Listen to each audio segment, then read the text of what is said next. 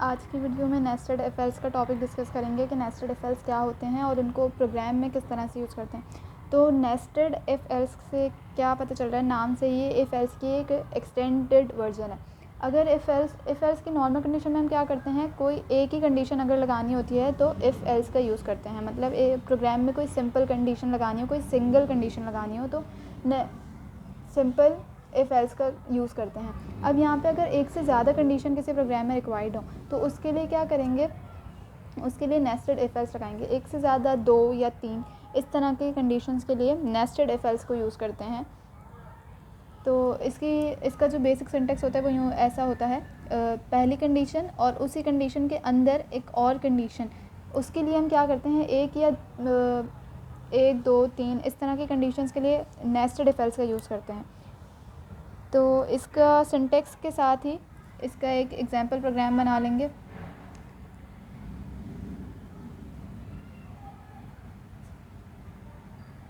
अब एक से ज़्यादा कंडीशन किसी प्रोग्राम में कैसे हो सकती हैं, तो उसके लिए हमें क्या करना पड़ेगा। उसके लिए पहले अपनी हेडर फाइल्स इंक्लूड करवा लेते हैं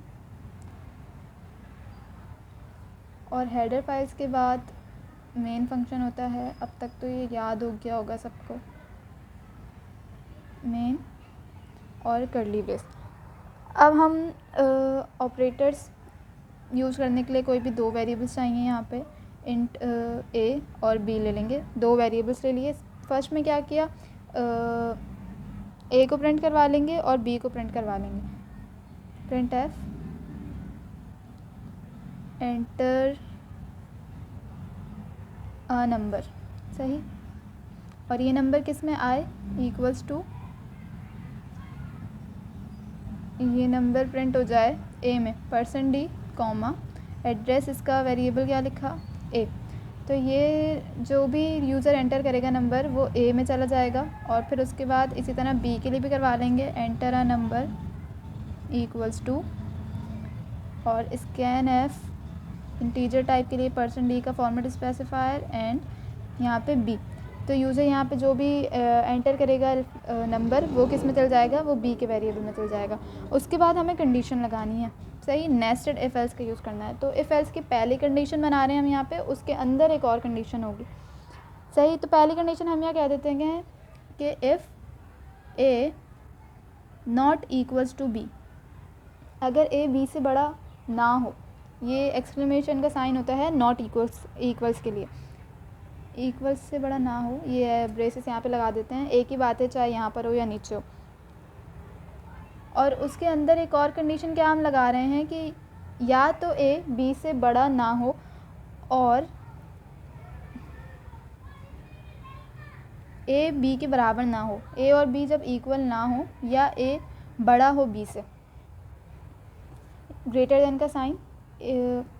सबसे पहली कंडीशन है कि ए बी के इक्वल ना हो। अब यहाँ पे एक प्रोग्राम चेक करेगा कि क्या ए बी के इक्वल है।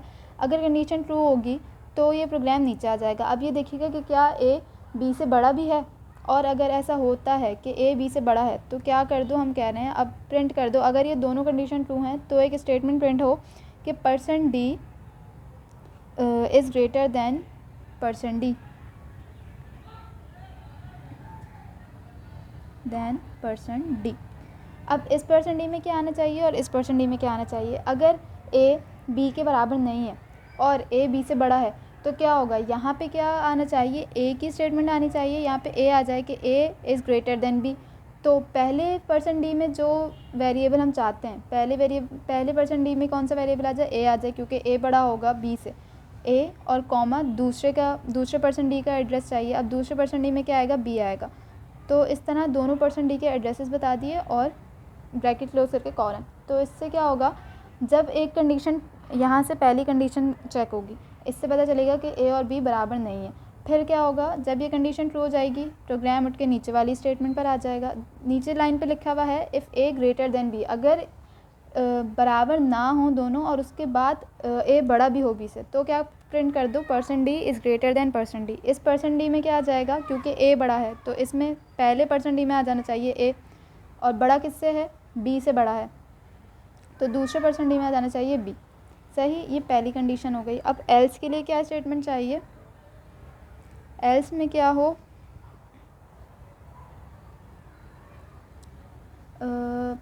पहले वाले एल्स में क्या आएगा, इस वाले इफ़ के एल्स में आएगा %d अगर a b से बड़ा नहीं है। तो दूसरी कंडीशन क्या हो सकती है कि b a से बड़ा हो। तो इसमें क्या प्रिंट करवा देंगे, प्रिंट f, इसमें भी same statement, print f %d is greater than %d। अब लिखा तो हमने यही है, लेकिन इस दफ़ा में क्या होगा, पहले वाले %d में जिसकी जो वैल्यू आएगी वो b की आएगी, क्योंकि यहाँ पे b a से बड़ा है। इस वाले %d में वैल्यू आ जाए b की और इस वाले %d में वैल्यू आए a की, क्योंकि b बड़ा है a से। तो इसके लिए क्या करेंगे, कॉमा के बाद जो वेरिएबल्स के नेम देने, तो पहले किसका नेम देंगे, b का, क्योंकि पहले वाले में b को आना है और दूसरे वाले में a को आना है, तो दूसरे में वेरिएबल नेम देंगे a का। सही। अगर b a से बड़ा, अगर a b से बड़ा नहीं है तो एल्स में क्या हो सकता है, b a से बड़ा हो सकता है। इस स्टेटमेंट से ये प्रिंट हो जाएगा। और ये था पहले वाले इफ़ का एल्स। अब जो एक इफ़ बच गया उसका एल्स भी लिखना है हमको। तो इसमें क्या करेंगे, दूसरी एल्स कंडीशन में क्या प्रिंट हो जाए, रॉन्ग इनपुट या इनवैलिड इनपुट, जो भी आप चाहो इसमें प्रिंट करवा लें, रॉन्ग इनपुट। दो इफ़ थे तो जाहिर है दो एल्स भी होंगे। अब दोनों इफ़ की कंडीशन, दोनों एल्स में अलग अलग स्टेटमेंट आएंगी, जो भी आप चाहो। ये एक सिंपल प्रोग्राम था ऑपरेटर्स का। इसी तरह से नेस्टेड इफ एल्स प्रोग्राम में बहुत सारी अलग अलग तरह की कंडीशंस लग जाती हैं, जहाँ पे हमें एक इफ एल्स की ज़रूरत होती है। बहुत से प्रोग्राम्स ऐसे होते हैं जहाँ दो इफ एल्स की ज़रूरत होती है, और बहुत से प्रोग्राम्स ऐसे भी आते हैं जहाँ पे बहुत सारे इफ एल्स लगाने होते हैं। तो बहुत सारे इफ एल्स के लिए एक अलग टाइप का इफ एल्स यूज़ होता है, उसके नेक्स्ट प्रोग्राम में देखेंगे। अभी यहाँ तक के लिए हमने दो कंडीशंस लगाई हैं इफ एल्स की, और दोनों, अच्छा अगर इफ़ दो हैं तो ज़ाहिर है एल्स भी दो होंगे, इसीलिए यहाँ पे दो एल्स भी लिखे हैं। अब क्या करेंगे, नेक्स्ट प्रोग्राम में हम देखेंगे कि अगर प्रोग्राम में बहुत सारे इफ़ हैं कि अगर ऐसा हो, अगर ऐसा हो, अगर ऐसा हो, तो उसके लिए कौन से इफ एल्स को यूज़ करते हैं, उसके लिए इफ एल्स की क्या टाइप होती है और उसका स्ट्रक्चर कैसा होता है, वो नेक्स्ट प्रोग्राम में देखेंगे।